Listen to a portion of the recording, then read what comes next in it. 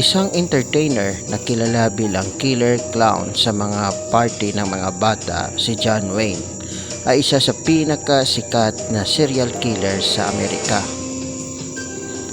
Simula noong 1972, pinahirapan, ginahasa at pinatay ni Gacy ang 33 kabataang lalaki na karamihan sa kanila ay mga teenager lamang.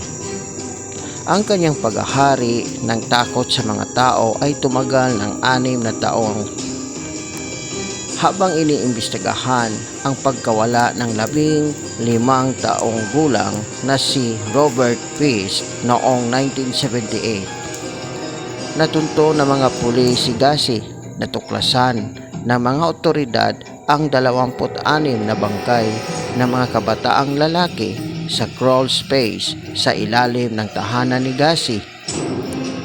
Ang mga bangkay ng 3 pang biktima ay natagpuan sa kanyang property at ang iba ay natagpuan sa kalapit na Des Plaines River.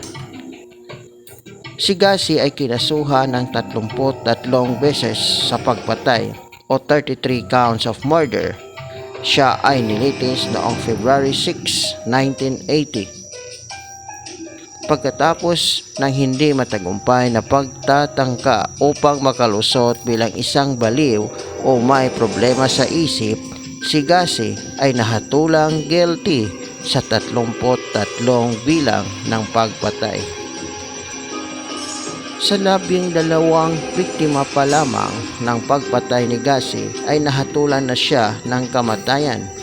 Si Gacy ay pinatay sa pamamagitan ng lethal injection noong 1994. Ngayon, ginawa na ito ng palabas na pinamagatang Gacy, The Shocking True Story of America's Most Horrifying Serial Killer.